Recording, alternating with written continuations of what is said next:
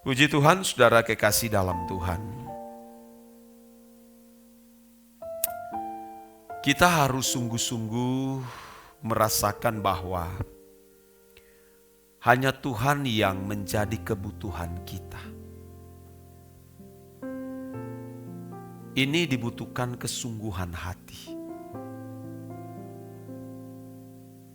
Dan mengatakan bahwa hanya Dialah kebutuhan satu-satunya. Karena jiwa ini tidak memiliki kebutuhan yang lain. Mestinya idealnya demikian. Kalau sampai seseorang menggantikan kebutuhan jiwa dengan hal-hal yang lain, celaka itu. Celaka. Dia membawa diri pada kecelakaan di kekekalan. Orang tidak mempedulikan akan hal ini, saudara.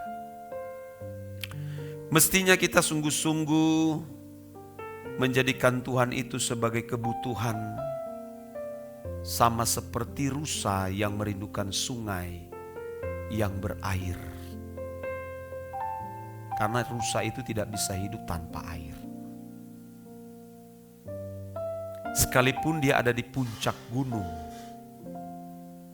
dia akan turun ke bawah mencari air. Tidak peduli menghadapi binatang buas. Karena memang air itu adalah kebutuhan seekor rusa atau setiap rusa, saudara. Karena mereka tidak bisa hidup tanpa air. Demikian pula saudara, Tuhan harus menjadi kehidupan kita, sehingga kita bisa berkata seperti pemazmur berkata, selain Engkau tidak ada yang kuingini di bumi. Selain Engkau tidak ada yang kuingini di bumi. Nah, pertanyaan seperti ini mestinya harus dibangkitkan di dalam diri kita masing-masing.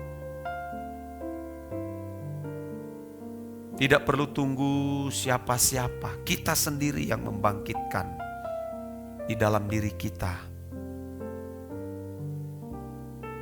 Bagaimana bisa menjadi manusia seperti pemazmur ini? Pernahkah kita memperkarakan atau mempersoalkannya? Kalau kita membaca, saudaraku, di dalam rentetan ayat firman Tuhan yang tertulis dalam Mazmur 73, kita pada akhirnya menemukan orang-orang yang tidak takut akan Allah, yang tidak menjadikan Tuhan itu sebagai kebutuhan, kehausan. Anda melihat bagaimana keadaan mereka di Mazmur 73.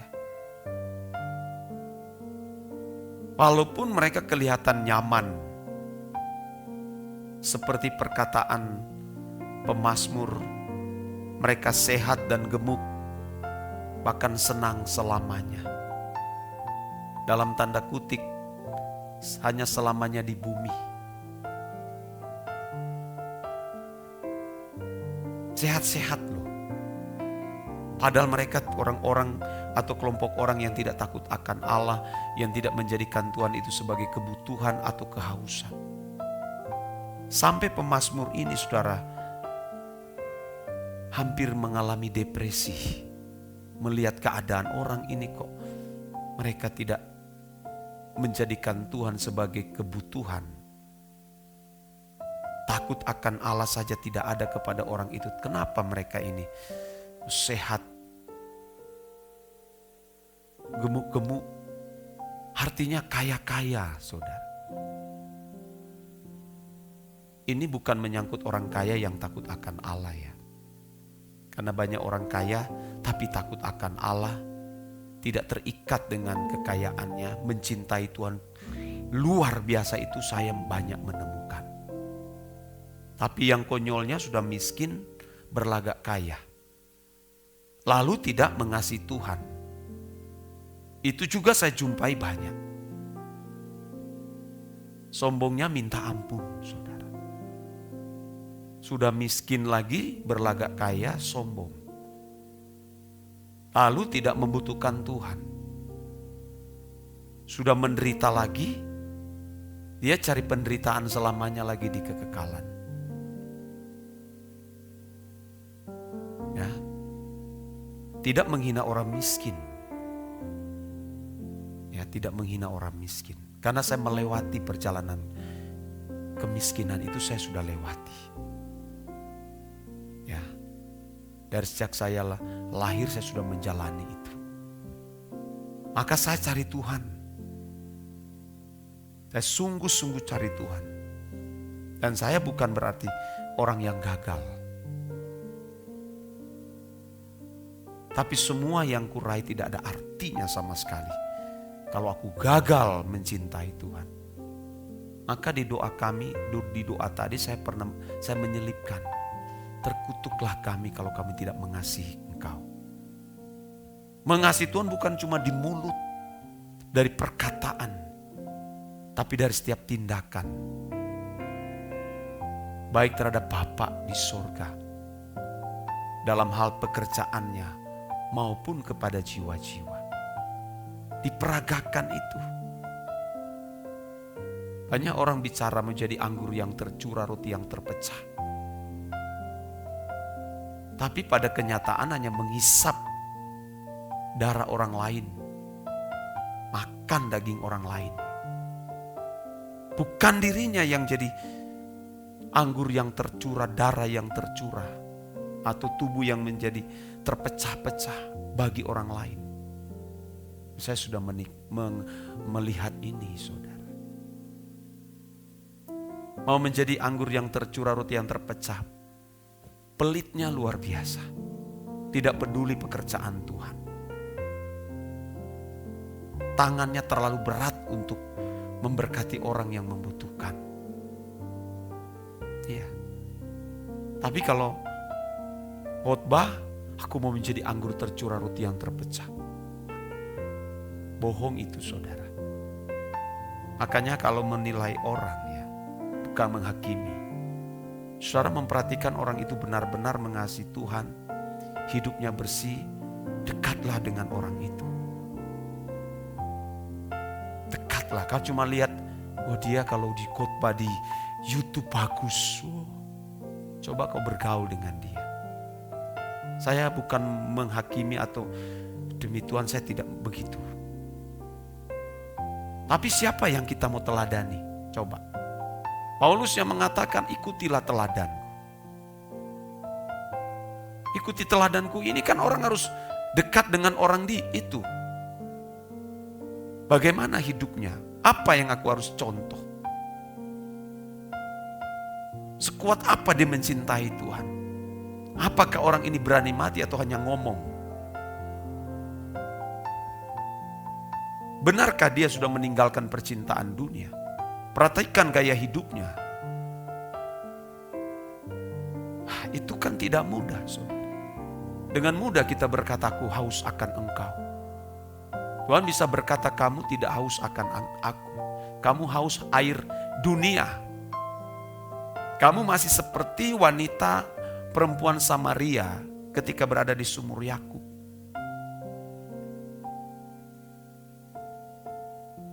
Dan Tuhan berkata, kalau kamu minum air dari sumur ini, sumur yang digali di zaman Yakub, kamu akan haus lagi. Tapi kalau kamu minum air yang daripadaku, kamu tidak akan haus lagi. Dan mata air itu akan memancarkan sampai pada kehidupan yang kekal. Sampai akhirnya dia meninggalkan tempayannya. Dia meninggalkan dan memberitahu kepada masyarakat bahwa dia telah menjumpai air kehidupan itu. Jiwa kita ini mestinya yang kita perkarakan.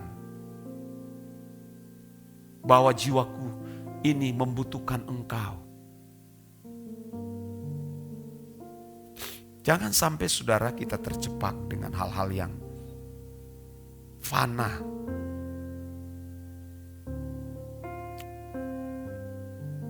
Tuhan itu harus cukup bagi kita. Bekerja boleh. Tapi jangan jadikan itu sebagai kehausanmu. Cari uang banyak harus, supaya kita efektif bekerja di ladang Tuhan.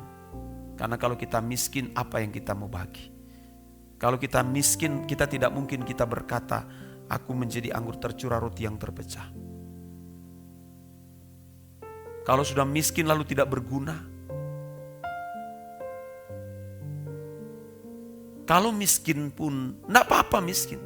Yang penting kita berguna. Kita menjadi saksi, kita kudus. Tapi kalau sudah miskin, tidak suci, tidak kudus, tidak memiliki pikiran dan perasaan Allah, apa yang kita mau persembahkan kepada Tuhan? Sebaliknya pun kalau kita kaya, sukses, jadi orang terkemuka, terkenal, apa yang kita berikan kepada Tuhan? Sukses, terkenal, hebat, punya kedudukan tinggi, lalu tidak kudus, buat apa? Tidak memikirkan pekerjaan Tuhan, buat apa kamu hidup? Atau kita hidup? Tidak ada artinya, saudara. Jadi benar-benar kita harus mengatakan Tuhan cukup bagiku dalam keadaan apapun. Jangan merasa cukup Tuhan cukup bagiku pada waktu kita punya ini, punya itu. Ekonomi kita lancar, aman. Keluargaku baik-baik. Apakah Tuhan masih cukup bagiku pada waktu kita menghadapi keadaan-keadaan sukar dan sulit? Atau sudah tidak lagi memiliki pengharapan di dunia ini? Masihkah kita berkata Tuhan cukup bagiku? Maka dalam Habakuk pasal 3 ayat 17, itu bagus sekali ayat ini. Habakuk pasal 3 ayat 17, coba tampilkan ayat ini. Habakuk 3. Sekalipun pohon ara tidak berbunga, pohon anggur tidak berbuah, hasil pohon zaitun mengecewakan. Sekalipun ladang-ladang tidak menghasilkan bahan makanan, kambing domba terhalau dari kurungan, dan tidak ada lembu sapi dalam kandang. 18.